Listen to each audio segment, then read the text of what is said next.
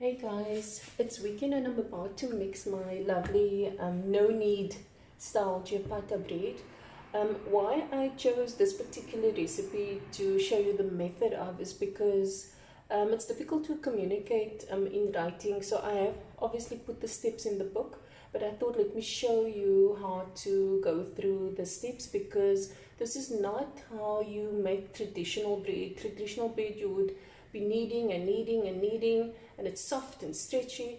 This is completely the opposite. So this bread takes about 2 to 3 minutes to mix.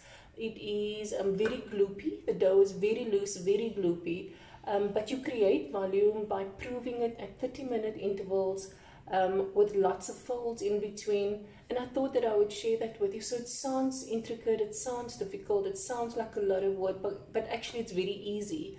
And when I show you how easy it is, you'll understand why I said to you it's really, really very easy. So this bread is absolutely delicious.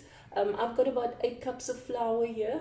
So I'm using 4 cups of all-purpose flour and 4 cups of bread flour. You could use just bread flour, you could just use all-purpose flour. You can mix any combination of flour. I've got half and half, okay? And then, very important, a little bit of yeast, a little bit of sugar to ensure that the yeast actually activates, and then quite heavy-handed with the salt. And the reason why I'm doing that is this is 8 cups of flour, and the last thing you want is for your bread to be bland. You want flavor in the bread. So bear in mind, lifting and folding, the second process to this bread is also going to create flavor and give volume and body to this bread. Okay, and then I've got a little bit of oil. You can use extra virgin olive oil, vegetable oil, and then just some lukewarm water. And I've got some extra flour in my flour dispenser there. So this is the flour, and we are ready to mix it. And wooden spoon, very important. You're not going to use your hands to mix this bread. You are only going to use a wooden spoon. And mixing process will take a minute, if not just a minute and 30 seconds. It's extremely simple, but it is so worth it. Okay, so in the next step would be to mix this bread. As we are now about to mix this bread, and as promised, it is so easy. I'm simply going to add everything into my dish. Very important, I'm going to see that I mix the salt, the sugar, and the yeast through. I'm going to add my oil to my water, and I am simply going to mix it. That is all that is to it. So I'm glad I'm showing you how to do this, because the consistency is really important. It's really important that it is soft and gooey. Let's just see.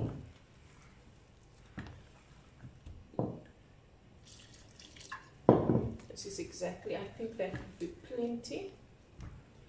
Last little bit. I think I might even need just a little bit more water. Let me just add more water, guys. And as you see here, when you see that you're going to need more water, don't continue mixing the bread. Rather stop and get that extra bit of water, because it's difficult to add water to a dough that's been mixed already. So there we go.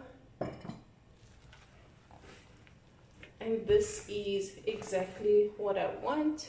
You can see the dough is soft. It is gloopy. You can't really knead it. You won't be able to make a shape out of it. And that is simply all that is to it. That's it. And I'm actually going to stop there. That is the end of mixing this bread. I'm going to actually put my hand in it. Then you can see how soft and gloopy this bread is. You can see it is really very sticky. That's exactly what I want. All I need to do now is cover this and prove it for about 45 minutes in a warm place in your kitchen. I usually put my oven on a very cold day for about 1 or 2 minutes, and then the residual heat of the oven is actually perfect for me to prove my bread in. So I'm simply going to take a cloth, we're going to cover it, tuck it in underneath, and then I am going to prove it for 45 minutes. When we come back, I will show you how to lift and fold, very important. So you could see that took like a minute, minute and a half to mix only. Fairly simple. So that part is done, and the next 45 minutes I will show you how to do the lift and turn process. Guys, I'm in the kitchen and it's 45 minutes later. I want to show you what has happened to the dough. You can see that it's almost doubled in volume. So I've got a little bowl of water. Just going to wet my hands.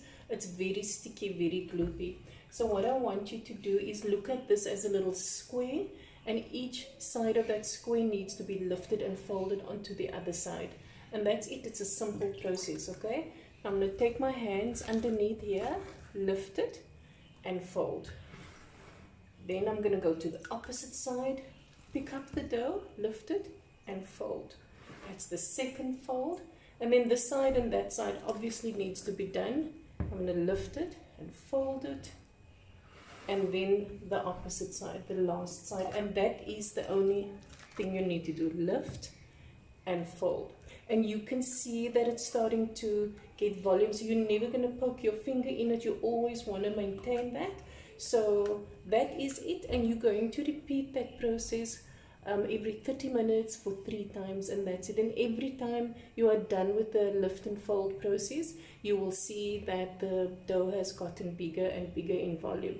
So remember, if you take it out, you take the one side, lift it up, over. Then you go to the opposite side, lift it up and over.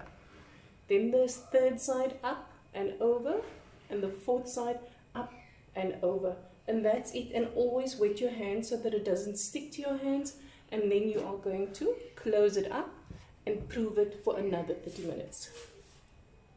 Guys, it's 30 minutes later and I'm about to do my second turn. So you can see the dough has gone even more elastic and more puffy. So I'm simply going to wet my hands again. Once again, I'm going to lift and fold. I will move to the opposite side, take that bit, lift and fold. And then this side. So remember, this is the second fold, lift and fold. So the second proving or resting period, lift and fold. And then I've got a nice squishy little dough, and that's it. So I'm going to prove it again for 30 minutes for the last time.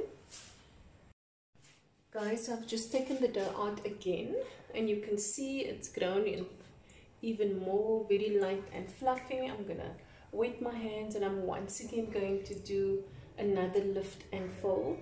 So I'm going to lift it and fold it.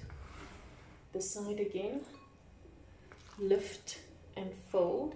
And you can do this up to 6, 7 or 8 times, but 3 is minimum. Lift and fold.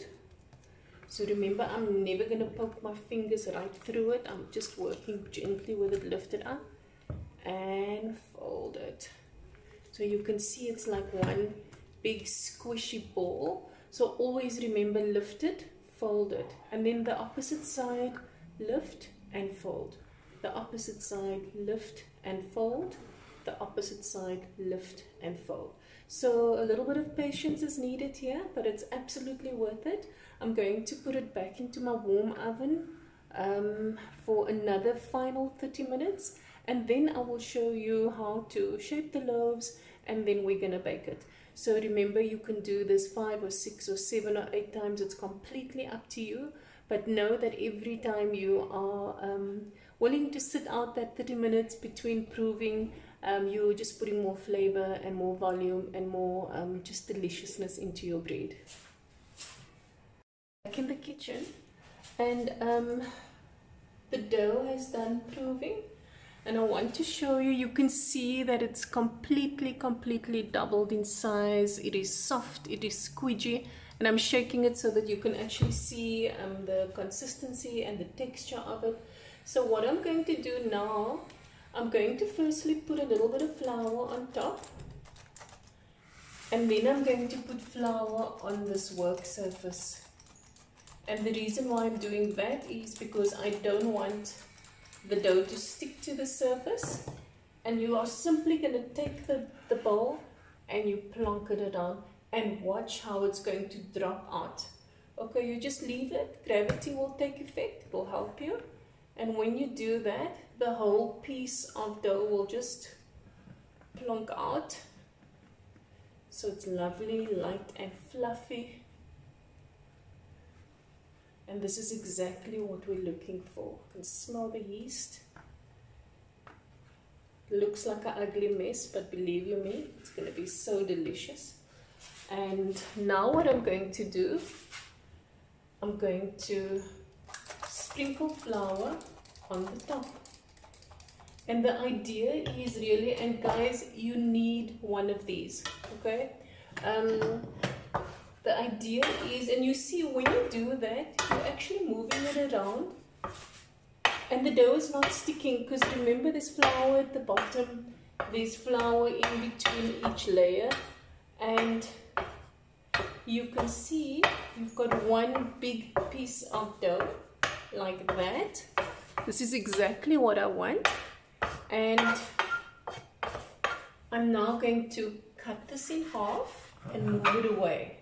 Cut it in half and move it away. So remember, this is quite a big piece of dough, and then I'm actually going to cut these into 3 almost loaves, and then this piece I'm going to, once again, if I feel it's sticking a bit, just add a little bit more flour.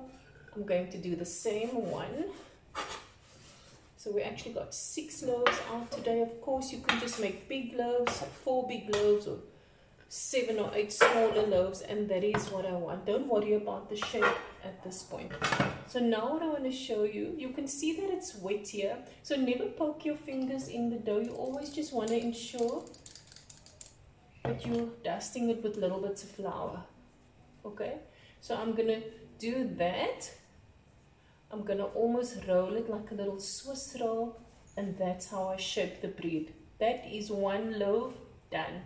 So on the far side here, you will see I've got some ingredients, guys. I've got some garlic, I've got some olives, and I've got some rosemary and thyme. And the idea is, here's one of my family members that loves garlic and herb bread. So I'm going to make 2 of these loaves. I will do like that. And the others, when this happens, don't worry about it. Just take your magic tool here, separate it, plonk it open like that. Again, just roll it, roll it, roll it. There we go. And remember, this bread is homemade. It shouldn't be perfect. It's not shop bought. And you can see the lovely bubbles here. And what that means is that is just going to be flavor, flavor, flavor. I am sprinkling with more flour. I'm really just going to lift and turn, lift and turn. There we go. As simple as that. Of course, you could do round loaves if you wanted to. Completely up to you, the shape. So now I've got 1 loaf. I've got 2 loaves, my 3rd one. I'm always just going to sprinkle with flour because we don't want it to stick to the surface. That's my 4th one. And then this one is the 5th one. Once again, some flour. Just going to lift it,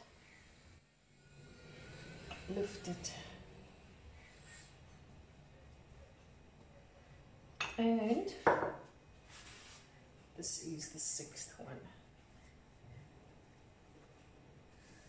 Once again, a little bit of flour. Try never to poke holes in it.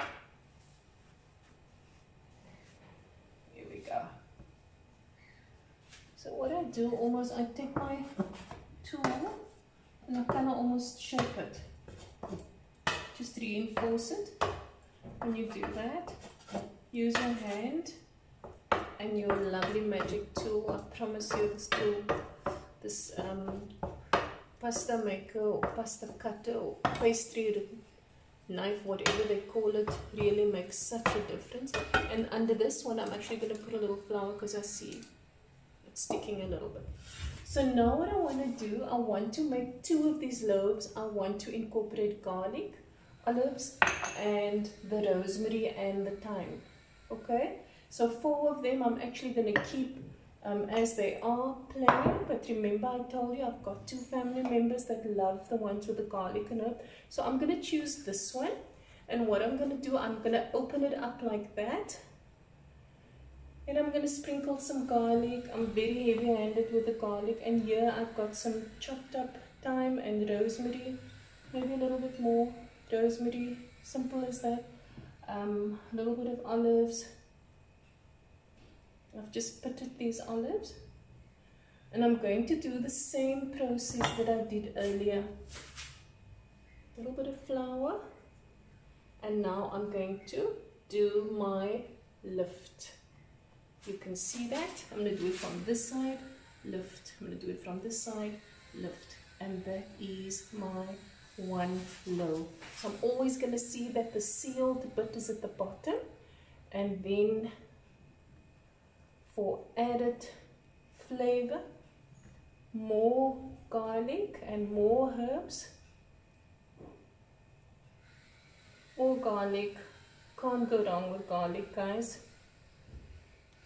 That's garlic, and obviously more olives. I kind of just push it down a little bit because I want it to stay into the dough, but I don't want it to fall off as it bakes, but I also don't want to kill that lovely volume that we worked and waited for so long. So that is the one. I'm going to use the second one here. The same process, guys. Look at me. I'm going to open it up. Let's just move this very gently. Let's move just this baby over there. So this one, same process. Garlic. Lots of garlic. Lots of herbs. Even more olives. More olives. And then once again I'm going to lift and roll. Lift and roll like you're making a sausage roll or a Swiss roll, like that. Remember to pinch the bottom. You just flip it over and the bottom becomes your top. Let's shape, shape, shape.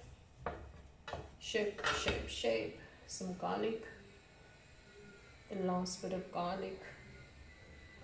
I want to use every last bit of garlic, guys. These loaves actually make lovely. These loaves make lovely garlic breads. So if you want, you can use them to make garlic bread. Absolutely delicious. And that's it. So this is the end of our first batch of bread for the day. I'm actually going to make another batch after this. And this is going to prove now for maybe 10 or 15 minutes, and then I'm going to show you how to bake them. So these are all going to be plain, these two plain, and these are the ones that's going to be, I just want to put my hand in here and add that, and I'm simply going to put a little bit more flour over the top. So you're going to bake this at about 190 degrees Celsius, and it's going to bake for about 30 minutes, sometimes 35 minutes, depending on the size of your loaf. And very important, I'm going to put a little basin with water at the bottom of the oven because you want to create steam in the oven. I also have a little spritz bottle that I've got water in. And so halfway between the baking time, I will take that spritz bottle and just spray 3 squirts of water at the bottom of the oven so that it creates even more steam. And what that does is it gives you that lovely crispy outside and the soft inside. But for the most part, this is done. And so this is going to lie here. What I'm going to do, I've got my cling foam. And I'm simply going to stretch and lift it. Remember, it won't stick because we put lots of flour. And that's it. I'm going to leave that. And then in the meantime, I am actually going to start heating my oven. And I will show you what this looks like when it is done. But I also want to show you how to lift this bread and how to put it into the baking pan. So just bear with me. In the next 10 minutes, we'll do that. Guys, I'm back in the kitchen and it's 10 or 15 minutes later and my oven is hot. I've heated it up to 190 degrees. I just wanted to show you how to lift this bread. I'm almost going to mollycoddle it. I don't want to hurt it or kill the bubbles or deflate it. So I've got a baking sheet that I have oiled lightly and I've put quite a lot of flour. You can see quite a liberal amount of flour because I want the bottom to really bake. I want the bottom to be as brown as the top almost. And yeah, I now need to lift it. Once again, I've got my little miracle wand. So what I'm going to do, I'm going to take the bread. You can see I'm simply picking it up like that. I'm going to lift it. And then the next one of these. You can see I tried to lift it in one gentle movement like that. And then the last one, that should be plenty. And the other three I will put in another baking tin. So what I'm going to do now, I'm going to take my scissor and I'm going to cut it like that. And what this does, it bakes through and the bread becomes nice and crusty on top. If I see that it's lost some of its flour, I'm gently just going to sprinkle some flour over the top. And that's it. That's ready for the pan. This is quite warm, but it's cooled down slightly. So I'm going to bake it for about 30 to 35 minutes. So I've just taken the bread out of the oven. It is still hot. It is absolutely delicious. This is the plain one, obviously, and this is the one with the herbs and the olives. And when you tap on it like that, it should sound hollow. Then you know your bread is done. Really, really, really delicious. It's absolutely worth the effort. I'm going to cut one so that you can see what the inside. And when you hear that sound, that's what you're looking for. Absolutely delicious.